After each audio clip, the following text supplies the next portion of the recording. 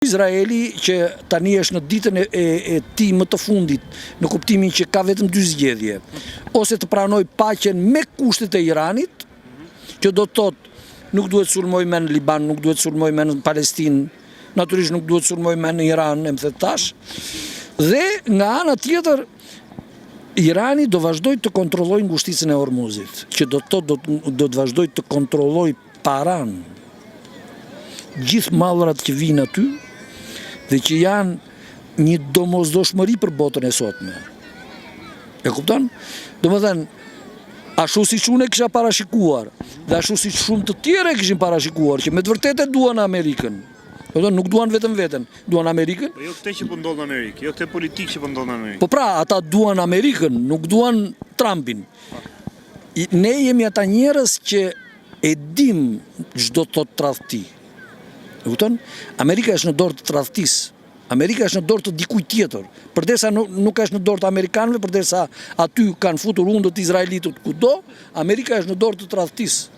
Amerika është në dorë të njeriu. Cila është formë që Amerika të pastrohet nga kjo? Amerika është në dorë të njeriu gjysmë të shmendur për mos të shmendur fare, sepse janë edhe mjek që flasin me kompetencë, që thot ai ka humbur komplet logjikën. Ai ka një skenar për Trumpin, ndoshta ka një skenar për të bërë reformë, për të çuar në këtë pikë. Ai ka skenarin që të duket sikur po i përgjigjet atyre, por ndërkohë që i dëmton ato. Ai ka skenarin, më falni, ai ka skenarin e leshit.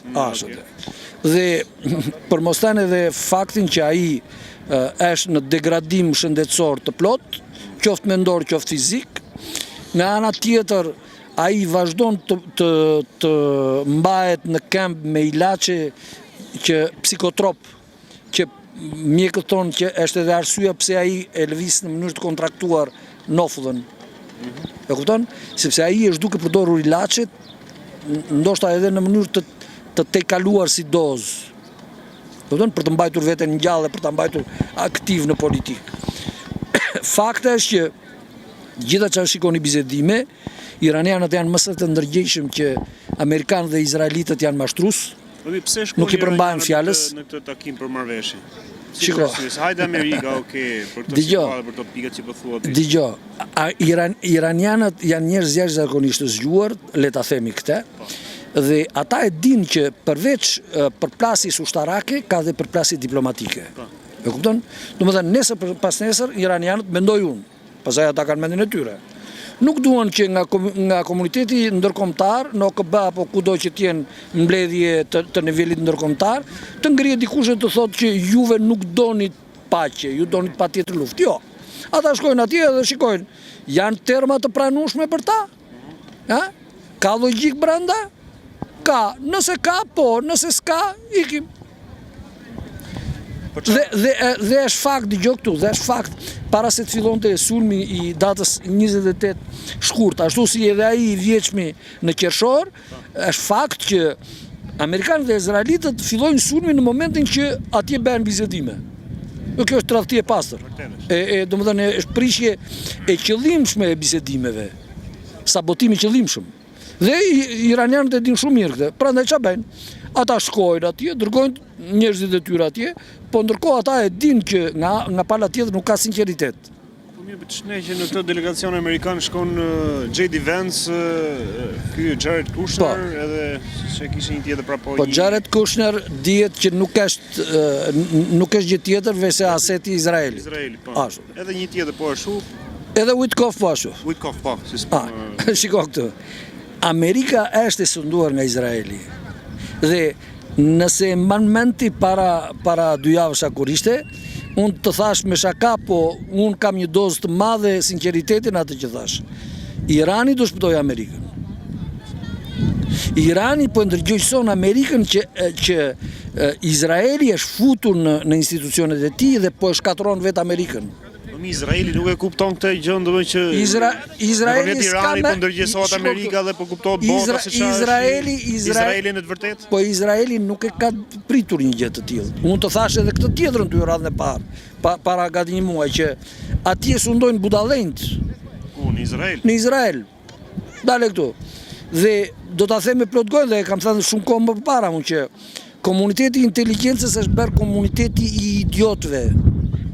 Sepse ata mendojnë vetëm atë që shikojnë vetën, ata thonë ne kemi kaq armatime, kaq raketa, kaq avion, kaq GPS, kaq satelit, kaq kështu, kaq spion këtu, kaq spion këtu kemi kapur këtë, këtu kemi rekrutuar atë etj.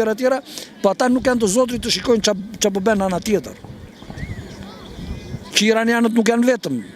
Plus ata kanë inxhinier të përsosur, kanë ushtarak të përsosur, dhe mbi të gjitha kanë njerëz me atë dashuri të përsosur. Duke lidhur me këtë siç ka thënë, që analizuam dhe kemi analizuar për shkak të situatës në botë, lidhe me Iranin, Izraelin dhe Amerikën.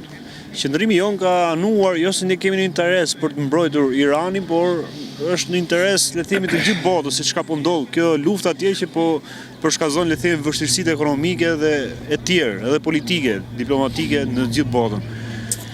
Flitet që ka dalë një lloj urdhri që njerëzit që kanë dalë në mbështetje të Iranit mund të arrestohen nga shteti shqiptar.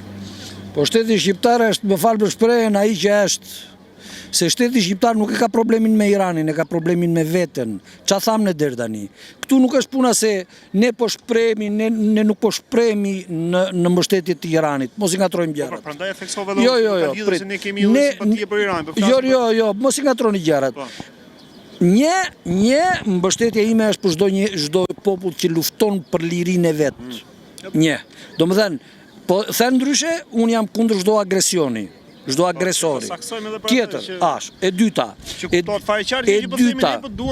Jo, e dyta. Ne nuk po flasim sot për Iranin se na plasi barku për Iranin etj. Ne po flasim që të mos i bëhet dëm Shqipërisë. Këtu në Shqipëri ne kemi faktikisht një shtet izraelit, po jo vetëm një shtet izraelit, Izraeli tashti është futur kem kryq në Shqipëri. Më përpara akoma të tëra fuqitë e huaja këtu kanë bërë çaju ka dashur qefi. Këto fjalë që unë po them sot nuk kam një shekull që i them. Kam të paktën 20 vjet. Sa shekull se është bëj pyetje kështu në për se vetë sa fitnë, vetë keni këto pyetje vajzot. Ti keni këto pyetje vajzot. Domethënë, ti ngatrojmë gjërat. Njerëzit që sot të mos i ngatrojmë. Njerëzit që sot pastaj si i vëmendshëm kur flet Engjilli, shef kështu për Laraska thonë. Shiko këtu. Laraskat i shoh se është ndryshe të thuash roft Irani, më the tash ku dëgjon ça, apo t'i japësh informacione Iranit për të sulmuar Izraelin apo Shqipërinë e tjera. Ndoshta ka nga që shteti jonë është pozicionuar, pra politika, jo shteti jonë, pra jo qytetarët, por politika është pozicionuar krah dhe ka shpallur Iranin shtet terrorist edhe për ne të tjerë që mendojmë diçka ndryshe. Shiko këtu, dëgjoj këtu. Unë do t'i ftoja të gjithë ata që mund të arrestohesh për të qëndrim domethënë. Po jo, budalli që këtyre. Ai do arrestohet, mos do arrestohet, do të merret mas kundër Edi Ramës për tradhti. Shiko, në gjuhën e ligjit quhet kapitullim. Kur një i pari vendit ulet në gjunjë para një të parit të një vendit tjetër, ai ka shpallur kapitullimin. Domethënë, ka kry punë. Ai ka tradhtuar këtu, ju ka thënë shqiptarëve për kuluni.